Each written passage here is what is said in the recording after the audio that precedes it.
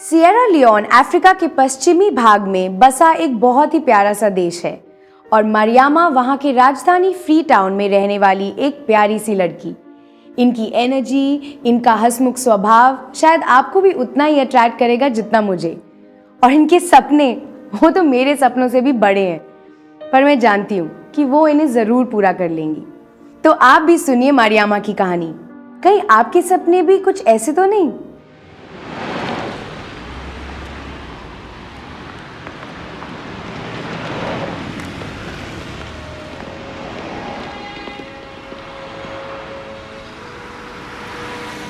कहीं ये आपको किसी चैरिटी की एड तो नहीं लग रही? नहीं, मैं तो एक नॉर्मल टीनेजर हूँ। रोज सुबह उठती हूँ, ब्रश करती हूँ, बॉलीवुड म्यूजिक सुनती हूँ, अपने कपड़े सिलेक्ट करती हूँ और दोस्तों के साथ चैटिंग करती हूँ। वेलकम टू मेरी दुनिया, फ्री टाउन, सिएरा लियोन।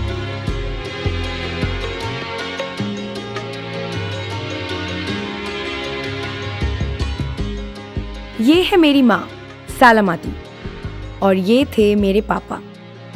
मैं बहुत छोटी थी जब पापा की डेथ हुई, पर मुझे लगता है ये आज भी मुझे देख रहे हैं। ये है मेरे पापा के छोटे भाई। मेरे पापा के मरने के बाद इन्हें मेरी माँ से शादी करनी पड़ी। मेरी माँ मना कर सकती थी या सिर्फ नाम की बीवी बन सकती थी, पर मेरे चाचा काफ़ी हैंडसम थे, इसलिए वो मेरे नए पिता बन गए। कुछ साल बाद मेरे पापा ने एक और शादी की। उनका नाम था हावा और इस रिश्ते की तो शुरुआत ही लव स्टोरी से हुई। तो ये है हमारी परफेक्ट फैमिली, सच में। ये मेरा स्कूल, कूल है ना? मुझसे पहले मेरे परिवार में कोई स्कूल नहीं गया। सब कहते हैं मैं लकी हूँ। ये है मिस्टर एली, मेरे फिजिक्स टीचर। इन्होंने हमें आइजैक न्यूटन के बारे में बताया। कहते हैं वो दुनिया के सबसे बड़े प्रॉब्लम सॉल्वर थे। बहुत लोगों को साइंस बोरिंग लगती है, पर मुझे नहीं। साइंस मतलब दुनिया की प्रॉब्लम्स ढूंढना और उन्हें सॉल्व करना, आइजैक न्यूटन के जैसे। मेरी पहली नौकरी मेरी लाइफ की सबसे एक्साइटिंग चीज थी। ईगल अफ्रीका 91.3 FM की आरजे। सिएरा लियोन में रेडियो की बहुत धूम है। जहां देखो लोग रेडियो से चिपके हुए रहते हैं।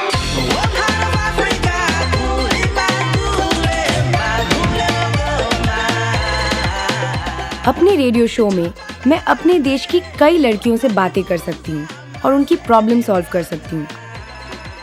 एक बार एक लड़की ने मुझे फोन किया। उसका नाम था इसाटू। वो अपनी आंटी के साथ रहती थी। उसकी आंटी उसे स्कूल भेजने की जगह उससे घर के काम के लिए यहाँ वहाँ दौड़ाती रहती थी। और यही नहीं, एक और मुसीबत थी उस आंटी का बॉयफ्रेंड, जिसके हाथों को यहाँ वहाँ घूमने की गंदी आदत थी। मैंने सोचा और उससे कहा कि वो अपनी माँ को सब बता दे, बिना डरे। उसकी कोई गलती नहीं थी और उसे स्कूल जरूर जाना चाहिए। फिर कुछ दिनों बाद उसका फोन आया। अब वो अपनी माँ के साथ रहती थी और स्कूल भी जाने लगी थी।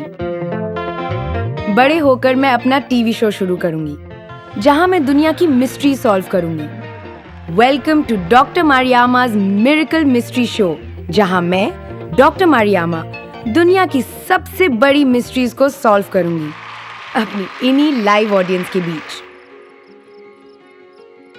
पर इससे भी बड़ा एक और सपना है मेरा, स्पेस यानी अंतरिक्ष में जाने का।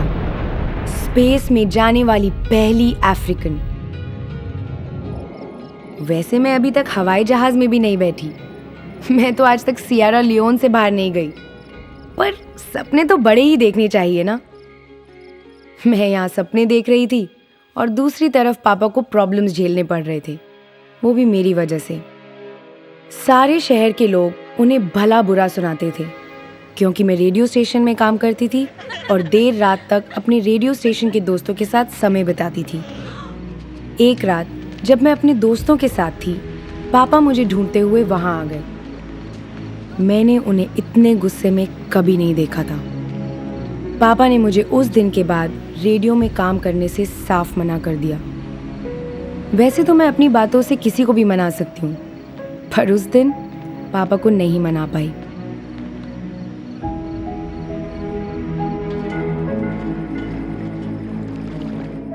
उस रात मुझे नींद नहीं आई। मैंने बताया था ना कि मेरे माँ और पापा कभी स्कूल नहीं गए, पर मैंने आपको ये नहीं बताया कि क्यों।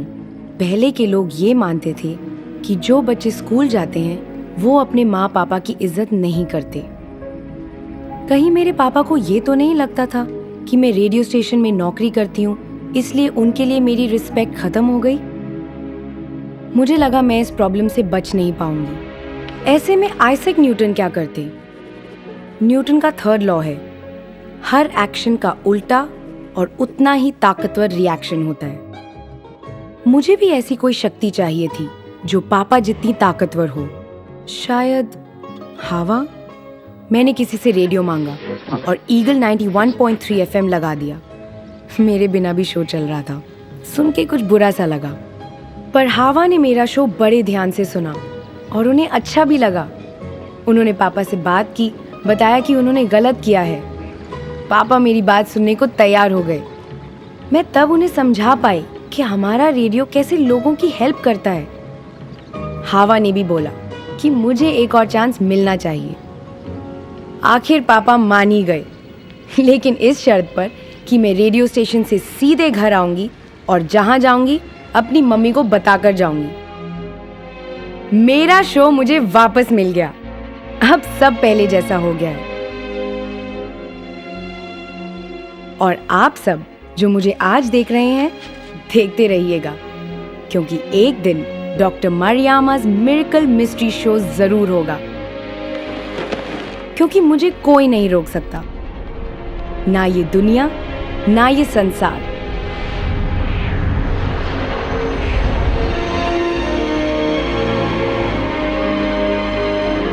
क्योंकि मैं हूं द लकी वन।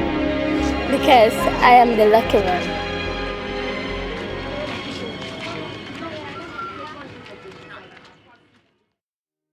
क्या आपको भी लगता है कि स्कूल जाने वाली और नौकरी करने वाली लड़कियां बड़ों की इज्जत नहीं करती? मेरा तो ये मानना है कि इससे घर वालों की और बड़ों की इज्जत और भी बढ़ जाती है। और फिर जो लड़कियां स्कूल जाती हैं, वो सिर्फ पढ़ना लिखना ही नहीं, प्रॉब्लम सॉल्व करना भी सीखती हैं। तभी तो जो लड़की पढ़ लिख लेती है, वो सिर्फ अपने ही नहीं, अपने परिवार वालों के सपने भी पूरे करने की क्षमता रखती है।